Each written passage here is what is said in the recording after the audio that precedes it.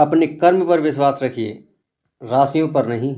राशि तो राम और रावण की भी एक ही थी, लेकिन नियति ने उन्हें फल उनके कर्म के अनुसार दिया। इसी मोटिवेशन के साथ शुरुआत करते हैं हम आज की क्लास को। पिछली क्लास में हमने राजस्थान के ज्योग्राफी का टॉपिक राजस्थान एक परिचय से संबंधित प्रश्नों पर चर्चा की।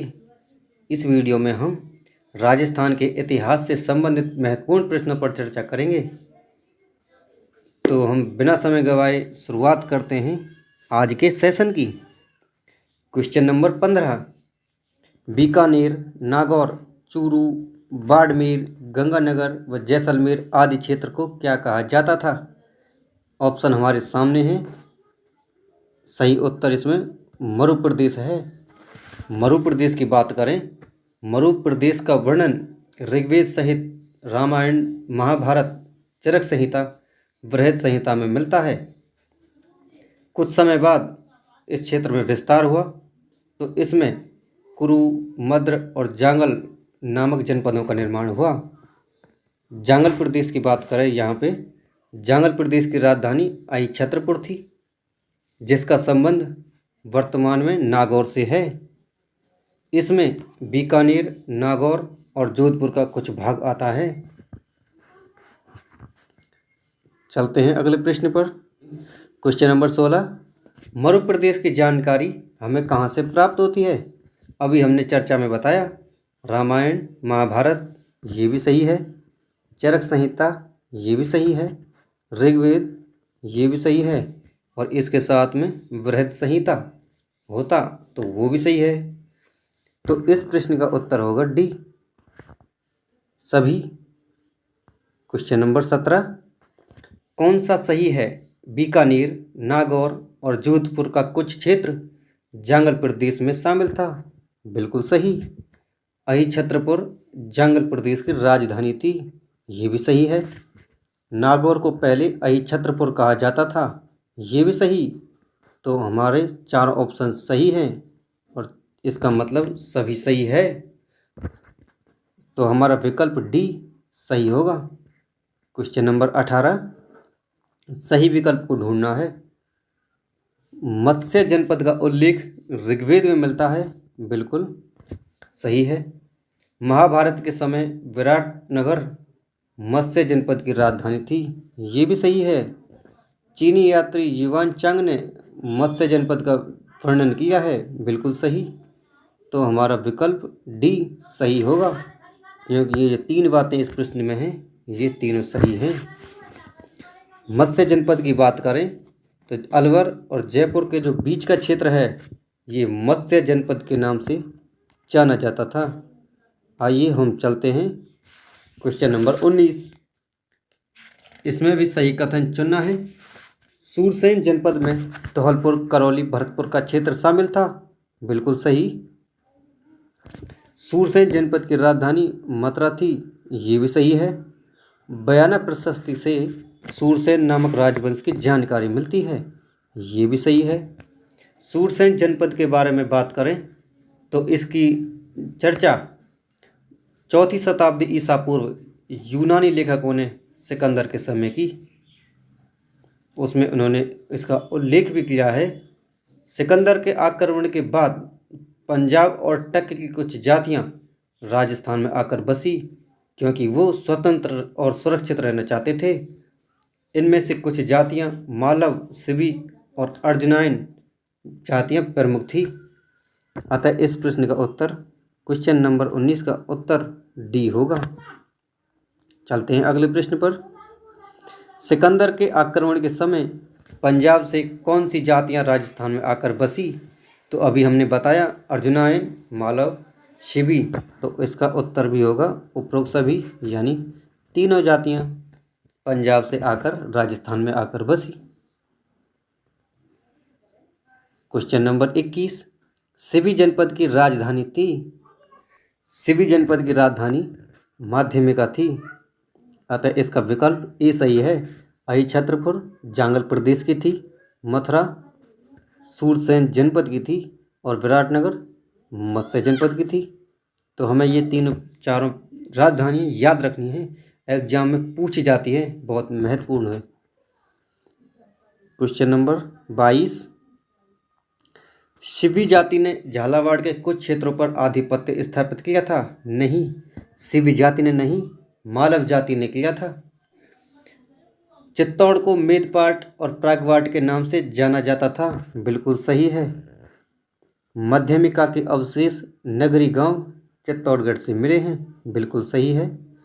शिवी जनपद से संबंधित जिला उदयपुर है? बिल्कुल सही है।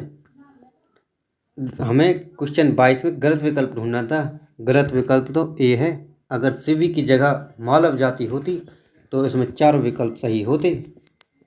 शिवी जनपद के बारे में बात करें तो उदयपुर के जो संभागीय प्रदेश है, इसमें उत्तर पूर्वी पश्चिमी का जो संभागीय इलाका है, ये शिवी जनपद के नाम से जाना जाता था। इसकी राजधानी अभी बताया माध्यमिका थी। इसको मध्यमिका भी कहा जाता है। इसी के भूभाग को मेदपाट, मेवाड़ भी कहते हैं, प्रागवाट भी कहा जाता था। चलते हैं क्वेश्चन नंबर आगे। नेक्स्ट क्वेश्चन नंबर 23, सही विकल्प चुने। मालवों की विजय का ल्यूप अभिलेख नांदसा जो कि भीलवाड़ा में है? ए। बी, मालवों की शक्ति का केंद्र नगरी टोंक था, एक नगरी चित्तौड़गढ़ में भी है। ये टोंक वाली नगरी है जो मालवों की शक्ति का केंद्र था। ये बिल्कुल सही है, इससे कंफ्यूज ना हो। तो इस प्रश्न में ए व बी दोनों सही हैं, अतः ऑप्शन सी इज राइट। यहाँ ल्यूप अभिलेख, ल्यूप का मतलब स्तंभ लेख से है। जो लेख स्तंभ पर लिखे जाते हैं उन्हें स्तंभ लेख कहते हैं। आते हैं क्वेश्चन नंबर 24, सही विकल्प चुनना है। राजस्थान के अलवर भरतपुर क्षेत्र में अर्जुनायन जाति ने अधिकार स्थापित किया था? बिल्कुल सही है। बृहद संहिता ग्रंथ से जनपदों के पतन का उल्लेख मिलता है? बिल्कुल सही। आक्रमण के कारण जनपद व्यवस्था 5वीं सदी में समाप्त हो गई थी? ये भी सही है। अतः इस प्रश्न का विकल्प डी सही होगा, क्योंकि इसमें ए बी सी तीनों विकल्प सही है। क्वेश्चन नंबर 25, नागदा, आहड़, कल्याणपुर, चित्तौड़गढ़, कुंभलगढ़, चावंड और उदयपुर सहित कुल 7 राजधानी किसकी रही है? ये मेवाड़ की राजधानी रही है, क्योंकि मेवाड़ में अलग अलग वंश तो एक ही था, मेवाड़ वंश ने शासन किया, लेकिन किसी भी बाहरी परिस्थिति के कारण उन्हें राजधानियां बदलनी पड़ी। क्वेश्चन नंबर 26, मेवात अलवर भरतपुर क्षेत्र को कहा जाता है? बिल्कुल सही। अगर यहाँ मेवात की जगह मेवाड़ होता तो ये विकल्प गलत होता। विकल्प बी की बात करें, मेवात क्षेत्र में एक मेव जाति का आधिपत्य था। यहाँ मेव जाति है। इस पृष्ठ में ए व बी दोनों सही है। ये मिसप्रिंट है थोड़ा, इसमें मेव जाति आएगा। मैं पीडीएफ में करेक्शन करके डाल दूंगा। आप पीडीएफ टेलीग्राम से डाउनलोड कर सकते हो। आगे चलते हैं। क्वेश्चन नंबर 27, मंडौर कहाँ है? जोधपुर में। इस पर 7वीं शताब्दी में किसका शासन था? तो मंडौर पर 7वीं शताब्दी में तो गुर्जर प्रतिहार का शासन था। आगे चलते हैं। क्वेश्चन नंबर 28, सही विकल्प चुने। कोटा बूंदी में प्राचीन काल में मीणा जनजाति का शासन था? बिल्कुल सही। हाड़ौती का साम्य कोटा बूंदी क्षेत्र से है? बिल्कुल सही। हालांकि हाड़ौती में 4 जिले आते हैं, कोटा, बूंदी, बारा, झालावाड़। आगे, बूंदा मीणा के नाम पर बूंदी का नामकरण हुआ? बिल्कुल सही।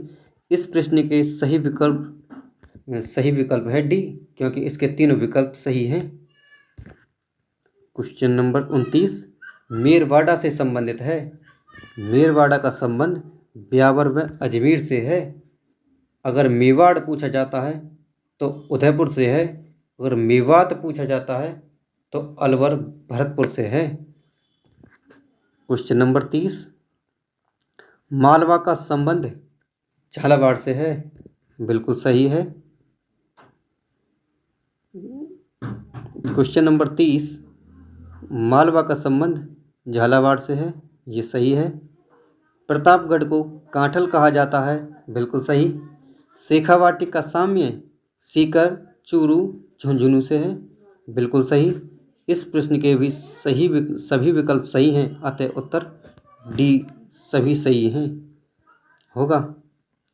क्वेश्चन नंबर 31, हसन खां मेवाती जो मेव जाति का प्रसिद्ध योद्धा था, वह किस युद्ध में राणा सांगा की तरफ से युद्ध लड़ता है? यह युद्ध राणा सांगा और बाबर के मध्य हुआ, जिसमें हसन खां मेवाती ने मुस्लिम होने के बावजूद भी सांगा के तरफ से युद्ध लड़ा और वीरगति को प्राप्त हुआ। ये युद्ध खानवा का था। अतः इस प्रश्न का सही विकल्प सी होगा। क्वेश्चन नंबर 32, जयपुर के आसपास का क्षेत्र ढूंढाड़ कहा जाता, बिल्कुल सही। ढूंढाड़ क्षेत्र पर पहले मीणा और बड़गुजरों का शासन था, बाद में कछवाहा वंश का शासन था, बिल्कुल सही। दुलहरा कछवाहा ने मीणाओं को हराकर जयपुर पर आधिपत्य किया था। सी, वागड़ प्रदेश का संबंध डूंगरपुर बांसवाड़ा से है, याद रखना वागड़ ये सही है, अगर बांगर होता तो विकल्प गलत होता। इस प्रश्न के सभी विकल्प सही हैं, अतः क्वेश्चन नंबर 32 का उत्तर डी होगा। प्रश्न यहीं समाप्त। प्यारे बच्चों, आपको क्लास कैसी लगी प्लीज़ कमेंट में बताएं, और हाँ, इन प्रश्नों को ध्यान से पढ़ें और इसके विकल्पों को जो आपको पॉइंट याद करने योग्य लगे उसको याद करना। ये क्लास बिल्कुल बेसिक क्लास है, इसमें से आपको कुछ भी मिस नहीं करना है, आपको इसमें से सारी चीज़ें याद रखनी है, क्योंकि ये तो बिल्कुल बेसिक है। अगर आप यहाँ गलती करते हैं या इनको छोड़ते हैं तो एग्ज़ाम में आप पीछे चले जाएंगे, क्योंकि बेसिक तो आना ज़रूरी है और प्रश्न यहाँ से हर बार आते हैं। इसलिए अपनी कक्षा 6, 7, 8, 9, 10 की जो हमारे राजस्थान नामक जो पुस्तक हैं उनका अध्ययन जरूर करें। धन्यवाद।